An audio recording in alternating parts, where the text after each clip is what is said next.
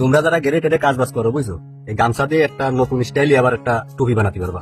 প্রথমে এরকম একটা গামছা নিয়ে সমান ভাবে একটা ভাঁজ দিবা, এই একটা ভাঁজ দিলাম, এবার আবার এইভাবে আর একটা ভাঁজ দিবা, তারপরে আবারও এরকম একটা ভাঁজ দিবা। ভাঁজ দেওয়ার পরে গামছাটা সমান করবো, সমান করার পরে এইভাবে গামছাটা নিবা, নেওয়ার পরে এই যে সমান ভাবে আবার একটা ভাঁজ হবে, তারপরে এই যে এক পাত্তা এরকম উঠাবো, উঠাইয়ে এই ভাঁজটা এর ভিতরে এইভাবে ঢুকাই দিবা, এভাবে সুন্দর করে ঢুকাই দেবা।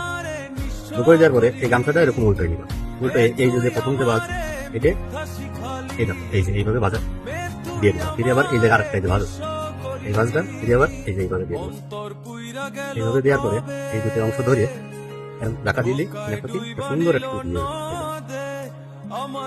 প্রতিদিন মধ্যে তোমরা ঘেরে টেরে যাইয়ে এরকম টুপি বানাইয়ে কাজ বাজ করতে পারবা, ঠিক আছে।